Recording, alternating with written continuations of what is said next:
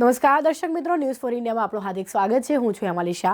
તો ચાલો આપણે આગળના સમાચાર જોઈએ। અમરેલીના સાવરકુંડલા ખાતે ભાજપ દ્વારા એક અનોખું નિવેદન યોજાયું છે। જી હા, સાવરકુંડલાની જનતાના સેવાલય એવા સત્વ અટલ ધારાસભ્ય મહેશભાઈ કસવાલાના કાર્યાલય ખાતે 97 સાવરકુંડલા લીલિયા વિધાનસભા મંડળ દ્વારા મંગલમય વાતાવરણમાં ભારત માતાને નૈવેદ્ય તેમજ ભાજપાના ભારત સરકારના ગૃહ અને સરકાર મંત્રી અમિતભાઈ શાહનો 69મો જન્મદિવસ નિમિત્તે તેમના સ્વાસ્થ્ય અને દીર્ઘાયુ માટે વંદે માતરમ અને ભારત માતાના જયઘોષ સાથે પૂજા અર્ચના કરવામાં આવેલ હતી।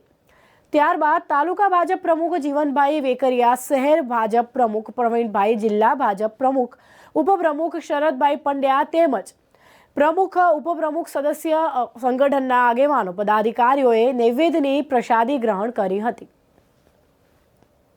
ગૃહમંત્રી અને યશસ્વી કુશળ નેતૃત્વ શ્રી અમિતભાઈ શાહ એમનો આજે જન્મદિવસ છે 59મો। તેમજ સાવરકુંડલા શહેર નગરપાલિકાના પ્રમુખ અમારા મેહુલભાઈ ત્રિવેદીનો પણ જન્મદિવસ છે।